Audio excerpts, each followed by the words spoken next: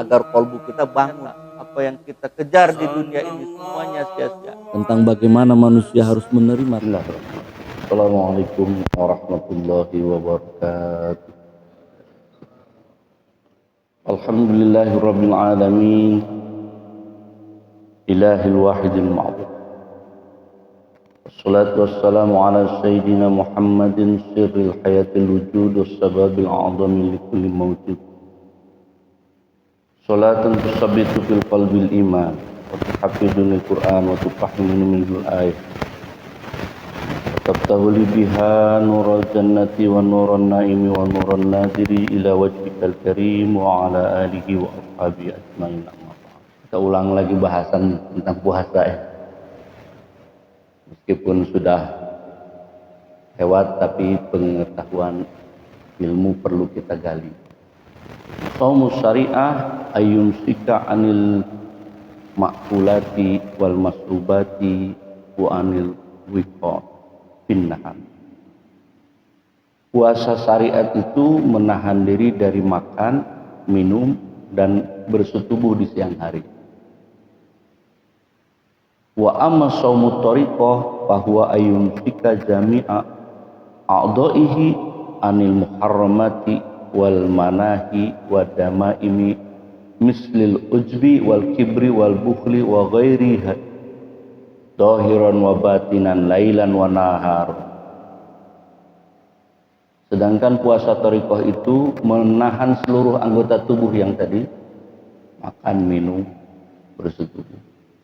Tapi ada yang lebih penting lagi, secara lahir dan secara batin, siang maupun malam. Jadi puasanya lanjut, malam pun tak boleh gitu. Kalau dalam puasa thariqah, malam pun tak boleh. Apa yang tak boleh? Dari segala perbuatan yang diharamkan, yang dilarang, dari sifat-sifat tercela seperti ujub, sombong, bakhil, riya, takabur. Jadi kalau puasa syariat itu ada sahurnya, ada imsaknya, puasa siang hari, berakhir buka iftar. Tapi kalau thariqah nggak ada bukanya, terus siang dan malam harus dijaga itu. Apa yang dijaga? Dari sifat-sifat yang buruk, takabur, sombong, riya, ujub. Nah, sehingga nanti hasil akhirnya akan berbeda. Yubtilu shaumut thariqah, itulah shaumut thariqah. As-shaumus syariah mu'aqqatun wa shaumut thariqah mu'abbadun fi jami' umri. Puasa syariat ada waktunya, bulan suci Ramadan, puasa Senin Kamis, ada waktu. Kalau sunnah, puasa sunnah Senin Kamis. Tapi kalau puasa thariqah mu'abbad, selama-lamanya harus dijaga itu. Maka Rasulullah bersabda, ruba shaimin laisa lahu min shaumihi illa al-ju' wal 'athar. Betapa banyak orang yang berpuasa tidak mendapatkan apa-apa dari puasanya selain hanya lapar dan dahaga. Bapak Ibu yang dirahmati Allah, bagaimana cara kita memaknai ini secara lebih konkret? Di alam ini Allah memberikan pemisalan. Ada makhluk yang berpuasa kalau dia sedang ganti kulit. Apa tuh? Makhluk apa? Ular.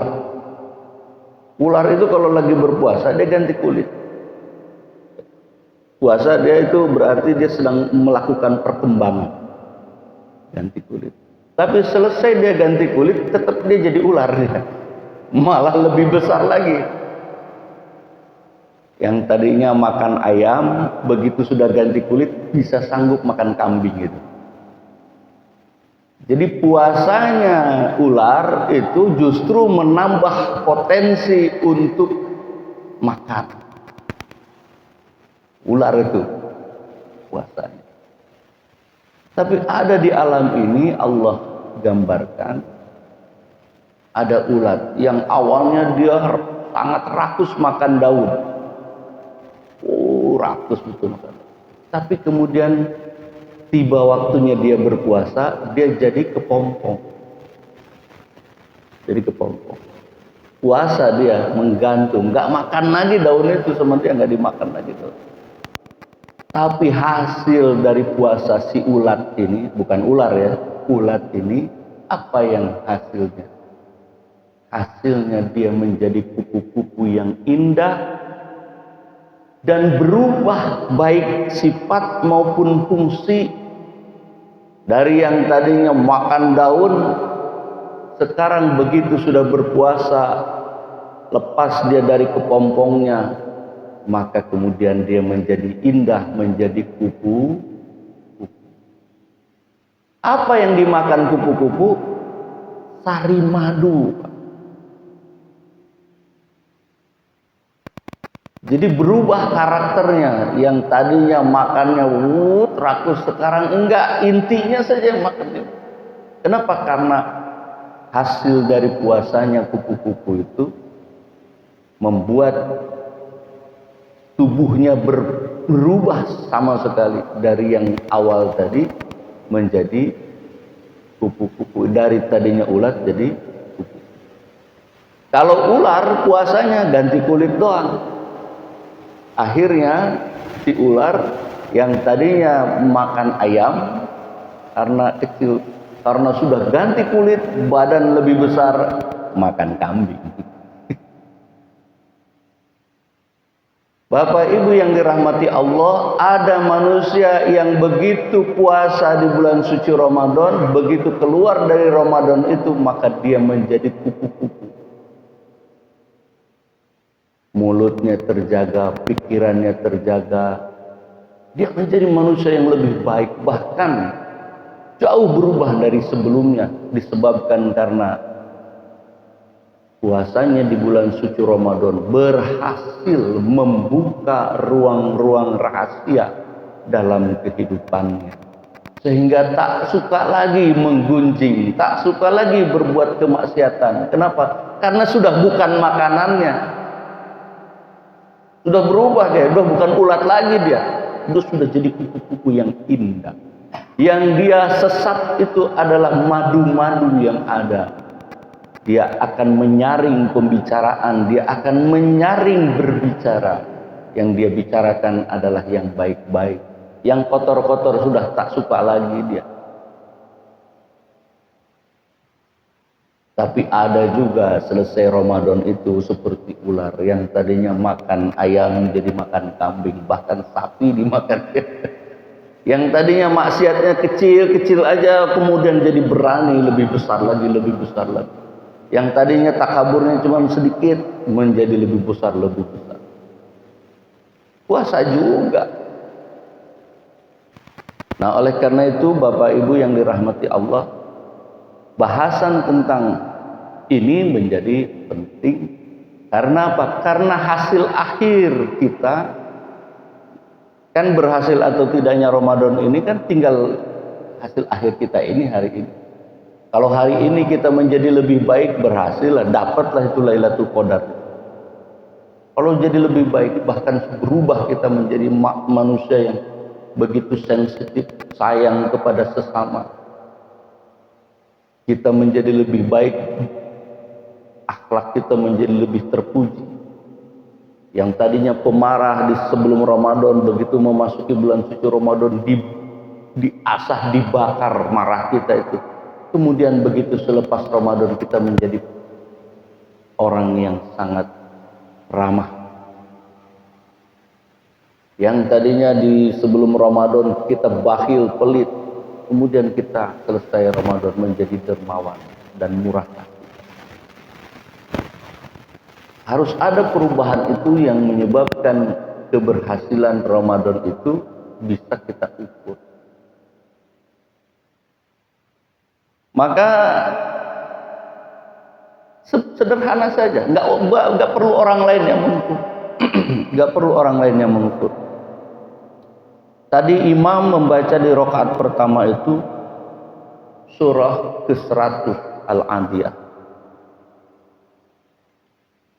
Dalam ayat ke-6 dikatakan Bismillahirrahmanirrahim.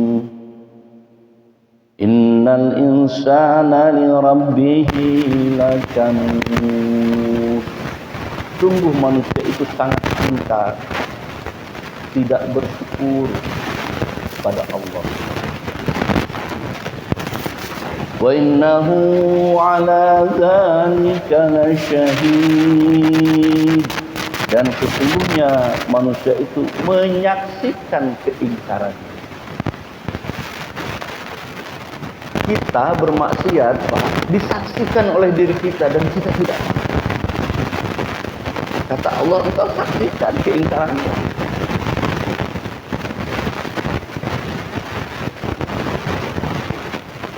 Wa innahu li hubbil qalbi lasyadid.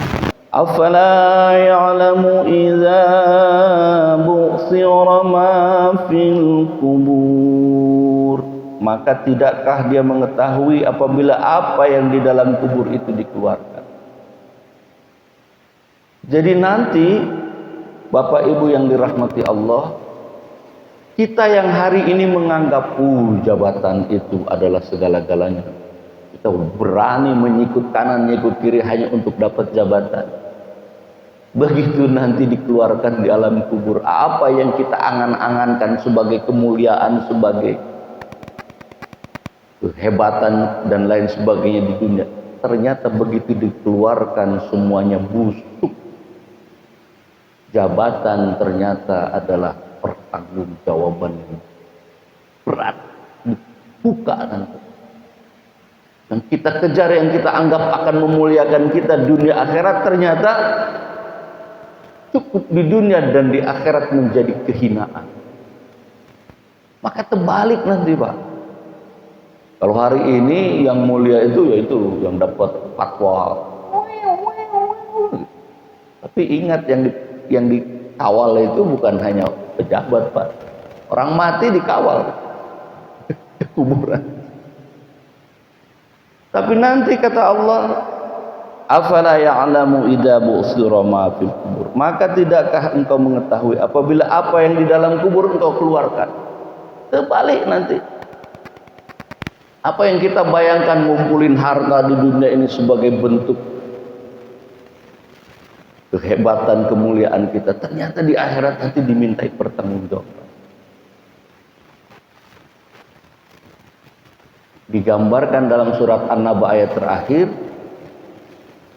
orang-orang yang melakukan kejahatan dalam kehidupan dunianya, dia akan berkata kepada Allah, ya laitani kuntu turab. Wahai Tuhanku, sebagusnya, sebaiknya jadikan aku tanah saja. Nanti kalau sudah di dalam kubur diungkapkan segala perkara yang awalnya kita di dunia ini menganggap itu sesuatu yang begitu penting, begitu kita cintai, tapi ternyata tidak berguna sama sekali. Bahkan kita memohon kepada Allah, ya laitani kuntu turaba. Hai Tuhanku, jadikan aku tanah. Kenapa? Tanah nggak dimintai pertanggungjawaban, Pak. Bapak Ibu bisa bayangkan, pertanggungjawaban itu saksinya bukan kiri kanan, diri sendiri menjadi saksi atas kemaksiatan, atas dosa, atas keingkaran kita. Maka tidak heran kalau ketika seseorang melakukan kemaksiatan kepada Allah, dirinya mengingatkan, jangan lakukan itu. Itu dosa. Tapi apa yang kita lakukan? Kita lakukan juga dosa itu. Kenapa begitu? Karena kita belum terbuka mata batin basiroh kita. Maka berat bagi kita menolak ajakan syahwat. Berat bagi kita menolak ajakan kemaksiatan itu. Berat bagi kita untuk melawan itu berat. Kenapa berat? Karena memang kita tidak mengetahui instrumen apa untuk melawan ini. Maka dari itu perlu latihan. Perlu riadoh. Riadoh itu latihan agar supaya diri kita terbimbing. Jangan dibiarkan. Alhamdulillah, bersyukur kita kepada Allah. Pagi ini kita semua bisa melaksanakan sholat subuh berjamaah. Itu juga melawan hawa nafsu. Nafsu apa? Nafsu tidur. Maunya kan tidur. Hadir kita di majelis. Meskipun kemudian di majelis ini kita sudah lawan di rumah nih, ngantuk kita lawan di rumah. Masuk ke majelis. Nah, di majelis godaannya sama juga. Nah, tidur yuk, gitu. Masih bagus tidurnya pindah dari rumah ke masjid, nggak ada apa-apa, bagus. Yang penting bisa duduk. Nah, itu, Pak. Karena memang tidak perlu zohir. Kalau sudah bertarekoh itu tak perlu zohir. Batin pun sedang tidur, insya Allah pahala besar. Mendengar. Wa hussila ma fis sudur, dan apa yang tersimpan di dalam dada dilahirkan. Wa hussila ma fis sudur, yang di dalam dada dilahirkan. Nanti di yaumil akhir kelak itu, apa yang terbersit dalam kalbu Bapak Ibu dibuka semua oleh Allah Subhanahu wa taala. Kita kesal sama istri, kemudian kita mengutuk dalam kalbu kita, ini dibuka nanti itu di akhirat. Kita nengok suami, kesal kita sama suami, ya sih terbuka itu. Apa yang terbersit dalam kalbu, wa hussila ma fis sudur, dalam dada itu yang tersimpan itu dilah. Maka dari itu dalam ajaran Islam penting sekali innamal a'malu bin, amal perbuatan yang kita lakukan itu harus dilandasi oleh niat. Niat itu simpannya di dalam kalbu.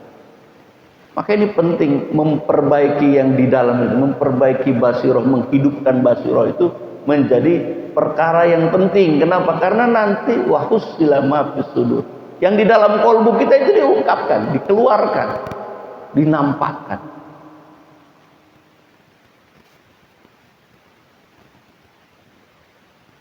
Inna rabbahum bihim yawma idzin lakhabir. Sungguh Tuhan mereka pada hari itu maha teliti terhadap keadaannya. Jadi sangat khabir, Allah itu maha teliti. Bapak Ibu yang dirahmati Allah, untuk memperkuat itu maka kita dalam Sirrul Asrar masuk ke bab ke-10. Kita bahasan bab 10. Ini lanjutan bahasan sebelum-sebelum. Cuman ini kalau membahas Sirrul Asrar ini satu ayat panjang gitu. Sehingga ini udah berapa tahun ini bahasan ini, masih pasal 10 saja. Kalau pasal saum kan karena ada permintaan untuk membahas saum puasa di akhirat. Tapi jejak bahasan kita di pasal 10. Fi bayanil hujubi dzulmaniyati wa nuraniyah. Pasal 10 menjelaskan tentang tabir gelap dan tabir cahaya. Qala Allah Ta'ala wa man kana fi hadhihi a'ma fa huwa fil akhirati a'ma wa adallu sabila. Allah Subhanahu wa taala berfirman, dan siapa yang buta hatinya di dunia ini, bahwa fil akhirati a'ma, maka niscaya di akhirat nanti dia akan lebih buta pula. Wa adallu sabila, dan lebih tersesat dari jalan yang benar. Surah Al-Isra ayat ke-72. Wal muradu minal umyul qalbi. Adapun yang dimaksud dengan buta di dunia ini adalah buta hati. Kalau kita semua ini melihat, bukan buta ini yang dimaksud dalam ayat surah Al-Isra ayat ke-72 itu. Tapi apa? Buta mata hati.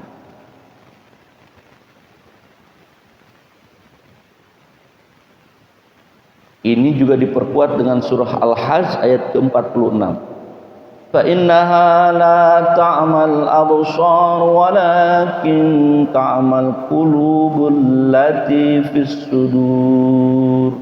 Maka sesungguhnya bukanlah mata hati itu yang buta. Itu dikatakan begini, rusaknya manusia karena raganya tidak berdaya dan tidak berfungsi, juga tidak berjalan seimbang. Manusia rusak, Pak, kalau jasad kita ini enggak kita urus. Tiba-tiba kita stroke, bisa jalan nggak kalau udah stroke? Nggak bisa, stuck nggak. Maka perlu diurus, jangan sampai stroke, kira-kira gitu. Kita tiba-tiba jantung kita nggak normal gitu. Kadang-kadang berdegup kencang, kadang-kadang lambat. Kali waktu berhenti. Maka perlu diurus. Nah, oleh karena itu raga perlu diurus, olahraga teratur, makan minum yang baik. Jangan ketika penyakit diabetes sudah kelihatan, judulnya tetap aja konsumsi gula. Jangan, Pak. Raga harus diurus. Maka rusak manusia kalau raganya nggak terurus. Perlu diurus. Rusaknya manusia juga karena akalnya yang tak berdaya, tak berfungsi, tak berjalan seimbang. Akal kita ini harus difungsikan, harus dijaga. Jangan diberi asupan-asupan yang negatif. Menurut salah satu penelitian, kalau orang mendapatkan konsumsi asupan-asupan yang negatif, contoh misalnya seperti masukan-masukan yang porno-porno itu, menurut salah satu dokter, otak batang tengahnya itu akan rusak. Sehingga orang yang sering menonton film-film yang buruk begitu, blue film itu, maka mereka tak akan seimbang otaknya. Jadi nggak bisa bedain realitas dengan khayalan itu. Kebanyakan ngehayal itu. Nanti habis sabun di kamar mandi itu. Itu gara-gara itu terlalu rusak otak, tak seimbang. Maka akal harus dipelihara. Jangan diracuni, apalagi ngedrag, pakai narkoba. Wah, itu parah lagi, dirusak betul itu. Maka hindari. Akal pun harus dijaga, jangan sampai rusak. Yang ketiga, selain jasad harus dijaga, akal juga harus dijaga. Karena kalau rusak, maka tidak akan seimbang. Yang ketiga, rusaknya manusia karena jiwanya tidak berdaya, tidak berfungsi, dan juga tidak seimbang. Ini penting. Jiwa ini penting kita urus. Kalau jiwa kita dikuasai oleh nafsu amarah, jiwa yang amarah, begitu dapat masalah langsung emosi, dapat segala perkara langsung marah, itu rusak. Maka harus dibersihkan, ditundukkan, dibuka jaket amarah itu, pakaian amarah itu, jangan sampai marah. Nanti tahapan kalau ditundukkan nafsu amarah, nanti muncul lawamah, tundukan lawamah, muncul mulhimah, tundukan mulhimah, barulah jiwa yang mutmain. Jadi harus diikhtiarkan itu sampai kepada pembersihan jiwa kita. Jangan sampai diliputi oleh amarah. Maka kata baginda Nabi, la taghdab, jangan marah. Apa saja perkara yang membuat kita emosi, la taghdab, jangan marah. Kenapa? Karena kalau kita ngikuti amarah, maka rusak jiwa kita. Dan kalau sudah amarah itu kan, coba berkaca kalau lagi marah, mata merah, wajah merah, darah mendesir, jantung kenceng. Itu kalau amarah itu rata-rata orang-orang yang stroke itu karena emosian gitu, tiap hari emosi, stroke itu masa depannya itu. Maksud stroke itu berhenti dia, rusak. Maka jiwa kita pun harus dipelihara, jangan sampai amarah mendominasi. Harus sampai mana minimalnya mutmainnah. Kalau mutmainnah itu jiwa yang tenang, dapat musibah, bencana, tenang. Saya membaca kisah ada satu orang di Mesir. Dia naik bis, kemudian di tengah jalan ada perempuan yang naik ke bis. Dari awal itu perempuan berzikir terus kepada Allah. La ilaha illallah. La ilaha illallah. La ilaha.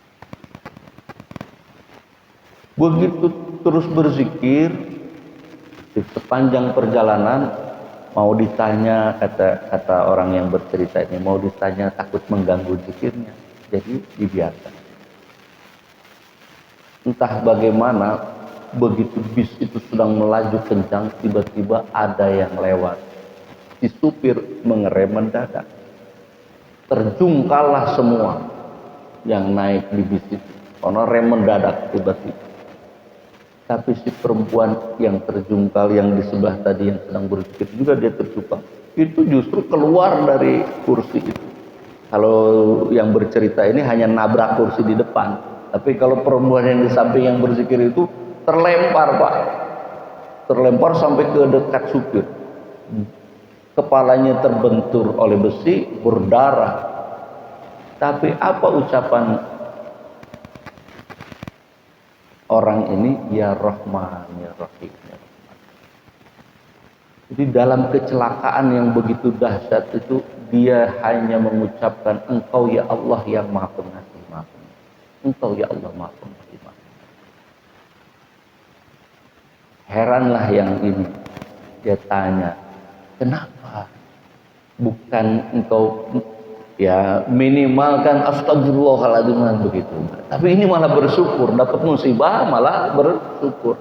Jadi bingung yang sebelah. Kok bersyukur?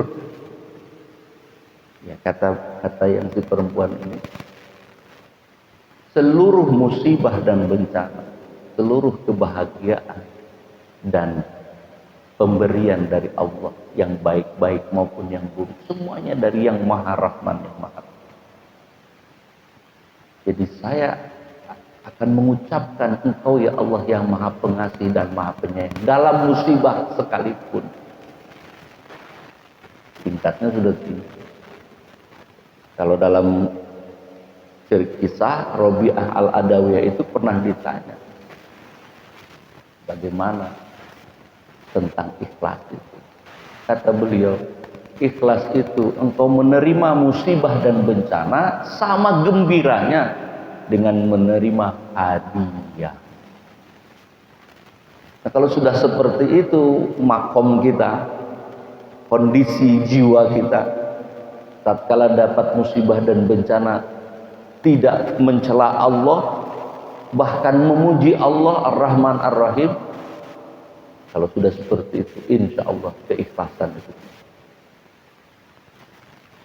Nah, kalau saya menceritakan begini, saya agak takut-takut sedikit. Kenapa? Makom saya belum sampai.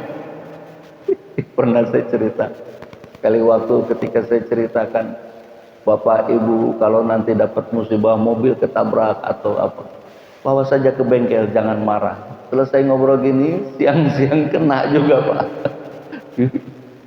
Di morning apa di Botania itu ditabrak sama orang.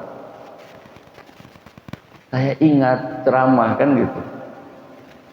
Cuman begitu saya buka ini mobil ini, karena dia ketabrak kan nggak bisa dibuka. Udah mulai emosi pertama muncul. Begitu dibuka, yang keluar anak muda yang emosi. Dikatakan bahwa saya parkirnya di tengah jalan, kan mustahil itu. Itulah yang kemudian emosi kita jadi meledak. Jadi ujian itu pasti akan datang kepada setiap manusia. Nah, mereka yang sudah sampai kepada tingkat di mana musibah, bencana sama diterimanya, sama bahagianya dengan menerima hadiah, maka insya Allah jiwanya sudah selesai, jiwanya sudah rapi, jiwanya sudah seimbang. Nah, itu kan dinalar kan nggak masuk nalar. Tapi harus dilatih harus sampai seperti itu. Nah, yang terakhir, rusaknya manusia karena rasanya tak berdaya, tak berfungsi, tak berjalan seimbang. Kalau rasa kita sudah hilang, itu berat. Hilang kemanusiaan kita. Kalau laparnya orang-orang yang lapar itu tidak kita rasakan, maka hilang kemanusiaan. Nah, oleh karena itu di Ramadan kemarin sebenarnya kita dihidupkan rasa agar supaya apa? Agar supaya mensyukuri nikmat-nikmat yang telah Allah berikan kepada kita. Karena ternyata banyak manusia lain yang susah mendapatkan rezeki, bahkan makan pun 2 hari sekali. Kalau kita puasa hanya untuk latihan saja, begitu selesai mau di ujung mau buka, persiapan itu udah banyak. Minuman pun berbagai macam, makanan berbagai ragam kita. Tapi kalau orang lain, nah puasa itu maksudnya agar supaya kita juga bisa merasakan fakir miskin, kesulitan hidup mereka. Seharusnya sudah sampai.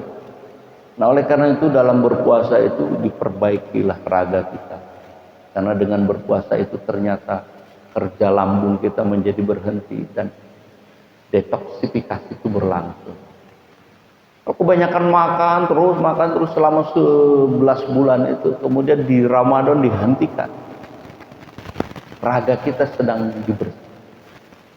Lalu kemudian dengan puasa juga akal kita dibersihkan. Kita kan jadi menyaring pikiran-pikiran kotor, masukan-masukan yang negatif kita tarik. Lalu kemudian juga jiwa kita dalam Ramadan itu dilatih dan rasa kita juga diberdaya. Bapak Ibu yang dirahmati Allah, raga, akal, jiwa dan rasa itu harus ada yang mengendalikan. Siapa yang mengendalikannya? Maka Allah memberi petunjuk agar menghidupkan basirah. Wa man kana fi hadil a'ma fahuwa fil akhirati ama wa adallu sabil. Barang siapa yang buta hatinya di dunia ini, niscaya di akhirat nanti akan lebih buta, lebih tersesat dari jalan yang benar. Kolbu kita inilah yang menjadi sasaran objek untuk dihidupkan. Sasaran untuk dihidupkan. Kolbu ini penglihatannya disebut basiroh. Nah, basiroh ini yang dimuncul. Maka basiroh ini akan memberdayakan raga. Bila raga kita telah berdaya, maka jadi potensi fisik semakin besar, sehat, dan bisa meraih hal-hal yang sifat fisik.